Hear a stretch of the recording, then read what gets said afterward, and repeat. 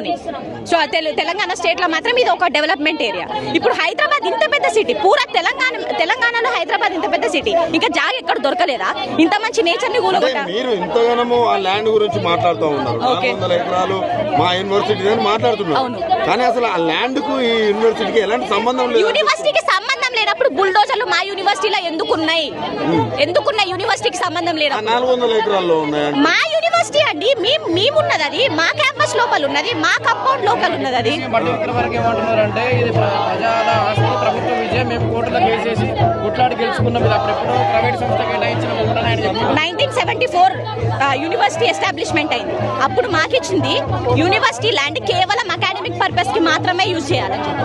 అవునా కదా? University land academic purpose కి యూజ్ చేయడం. ఇప్పుడు యూనివర్సిటీ ల్యాండ్ కాదని చెప్పినప్పుడు యూనివర్సిటీ స్టూడెంట్స్ ఎందుకు రేగుతున్నారు నాకు అర్థం కాదు.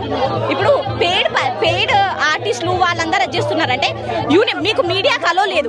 లోపల వచ్చి చూడండి ఎంత మంది, వందల జనాలు ఒకే మోటో మీద ఉన్నారు, వందల స్టూడెంట్స్. వాళ్ళకి ఏం అవసరం క్లాస్ లో వదిలిపెట్టుకొని చేయడానికి? అంటే ఇప్పుడు ఈ గేట్ల మధ్యలో ప్రొటెస్ట్ చేయడం అంటే ఈ మాత్రం స్వేచ్ఛ, ప్రొటెస్ట్ చేసుకునే స్వేచ్ఛ కూడా లేదు తెలంగాణలో. ఏం చెప్తారు సీఎం గారికి పర్సనల్ గా నేను ఓటేసానండి. జరిగిన సీఎం ఎలక్షన్స్ లో పర్సనల్ గా నేను ఓటేసాను. Now I'm regretting that decision.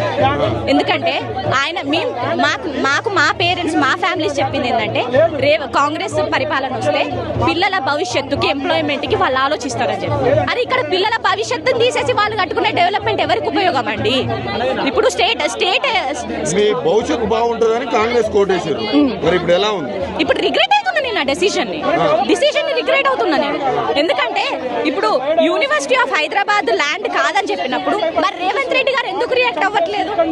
ఇప్పుడు రియాక్ట్ అవ్వచ్చు కదా, యూనివర్సిటీ పక్క ప్రూఫ్స్ తో ఉండొచ్చు కదా. మీరు కూడా మొత్తం ఏదో కొన్ని ప్రతిపక్ష నాయకులు ఫేడ్ బ్యాచ్ అట్లా కూడా వార్తలు వినపడుతున్నాయి. స్టూడెంట్స్ అండి మేము